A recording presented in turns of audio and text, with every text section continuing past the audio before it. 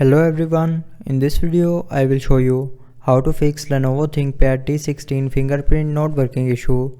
So before starting the video, don't forget to subscribe the channel and also press the bell icon. So to fix this issue, follow every single step as I am showing you in this video.